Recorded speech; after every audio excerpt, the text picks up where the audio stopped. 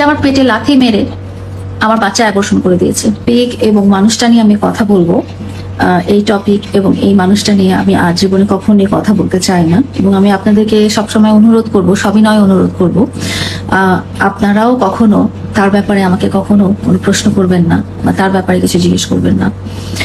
আমি সবসময় আপনারা আমাকে খারাপ চোখে দেখেছেন, সবসময় আমি ছিলাম ভিলেন রোলে। আমি একটা কথা বলে দিই, একজন অ্যাডাল্ট মানুষকে জোর করে কারো বাসায় এনে রাখা যায় না। একটা অ্যাডাল্ট মানুষকে জোর করে কোনো সম্পর্কে নিয়ে যাওয়া যায় না। সে একজন অ্যাডাল্ট মানুষ, সে নিজে ইনকাম করে, তার ব্যবসা আছে, তার ফ্যামিলি সে পালন করে।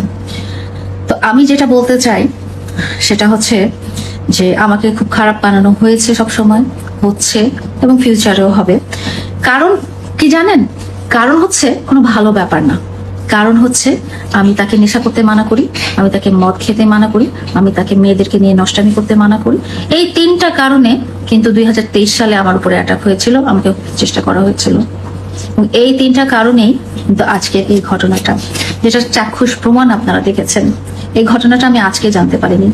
তার খুব কাছের মানুষ তারা আমাকে গত শুক্রবার ভিডিও সহ প্রমাণ দিয়েছে। কারণ আমি তাকে অন্ধের মতো ভালোবাসি, অন্ধের মতো বিশ্বাস করতাম এবং অন্ধের মতো সে আমাকে যা বুঝাতো, সে আমাকে বলতো যদি এটা ডান দিক, আমি বলতাম এটা ডান দিক। সে যদি বলতো এটা বাম দিক, আমি বলতাম এটা বাম দিক।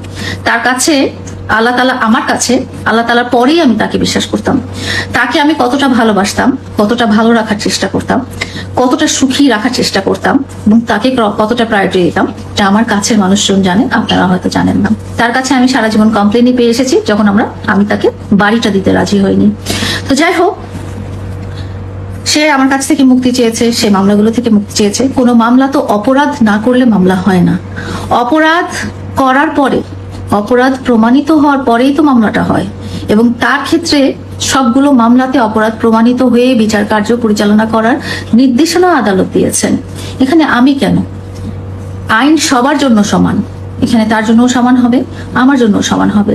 এবং তার অপরাধগুলো কি? তার অপরাধগুলো ফিজিক্যাল অ্যাসাল্ট, তার অপরাধগুলো হচ্ছে নারী রিলেটেড, মাদক রিলেটেড। কোনো তো ভালো কাজের জন্য আমি তাকে তো কখনো বাধা দিইনি।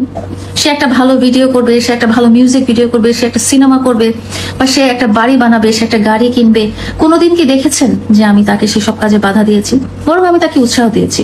মাত্র 2 দিন আগে কিন্তু আমরা একটা প্রেস কনফারেন্স করলাম, যেখানে আমি বলেছি, নিজে বলেছি যে মামুন, তুমি যখন বিয়ে করবে তোমার সব কিছু আমি করে দিব। বিয়ে একটা পবিত্র জিনিস, বিয়ে আল্লাহ তাআলা দেওয়া বিধান। তুমি যখন বৈধ স্ত্রী গ্রহণ করবে তখন সব জিনিস আমি তোমাকে করে দিব। কেন বলেছি? কারণ আমি চেয়েছি, মামুন সবসময় চেয়েছি, সে যেন ভালো ভালো পথে চলে, সে যেন সুন্দর পথে চলে, সে যেন সুস্থ পথে চলে, সে যেন আল্লাহর দেওয়া বিধান পথে চলে। সে দুপুরবেলা জুম্মার নামাজ পড়ে তারপরে যদি ফেরার পথে গাঁজা খেতে খেতে লাইফ করে, সেটা তো বিধানের পথে হলো না। এবং তার সাথে আমার কনফ্লিক্ট শুধু এই ব্যাপারগুলোতেই। এবং আপনাদেরকে আমি প্রমিস করেছিলাম যে কোনো ব্যক্তিগত ব্যাপার আমরা আর আপনাদের সামনে আনবো না, শুধু আমাদের কন্টেন্ট দেখবেন, আমাদের ভিডিও দেখবেন। কিন্তু আজকে যেটা করলো সেটা হচ্ছে অনাকাঙ্ক্ষিত ভাবে, আমি খুব প্রাইভেট মোমেন্টে আমার বেডরুমের ভিতরে শুয়েছিলাম, সে আমার বাসায় অনুপ্রবেশ করে সে 4-5টা লাইভ তার পেজ থেকে করে ফেললো। এবং অদ্ভুত, একটা মানুষকে তো আমি বাইক দিয়ে জোর করে আমার বাসায় নিয়ে আসতে পারবো না, এটা তো খুব সাধারণ কথা। আর তাকে আমি লোভ দেখাবো কি? তার সাথে আমার কথা হয়েছে যে সে জানিয়েছে যে তার, আমি যে শর্তগুলো দিয়েছি, সে তার অপরাধ স্বীকার করে নিবে এবং সে সেই অপরাধগুলো আর কখনোই করবে না।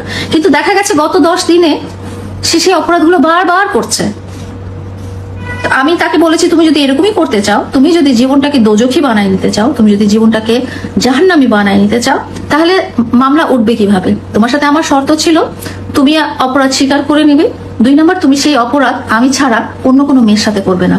কিন্তু দেখা গেছে যে অন্য একটা মেয়ে না, একসাথে 4-5টা মেয়ের সাথে সে সেম অপরাধ করে বেড়াচ্ছে।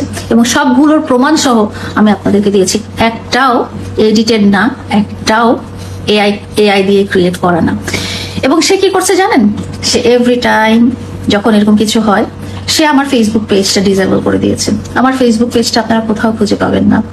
সে আমার সাথে এআই দিয়ে এডিট করে একজন ডিবি প্রধানের ছবি লাগিয়ে জানিয়েছে আমি নাকি মেয়েদের সাপ্লাই দিতাম। আমার ব্যাকগ্রাউন্ড সম্পর্কে কি ওকে নতুন করে বলতে হবে?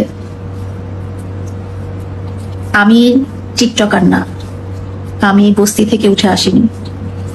দুর্ভাগ্যক্রমে বস্তির একটা ছেলে আমার মায়া, আমার ভালোবাসা, অ্যাটেনশন নিতে পেরেছিল বলে আজকে আমি তাকে ভালো রাখার চেষ্টা করেছিলাম। এবং সে সবসময় বলেছিল যে লায়লা আমাকে মুক্তি দাও, লায়লা আমাকে মুক্তি দাও, আমাকে মামলা থেকে মুক্তি দাও। আমি সেই মামলা, আমার সাথে এত বড় অপরাধ করার পরও আমি সেই মামলা থেকে মুক্তি দিয়েছি।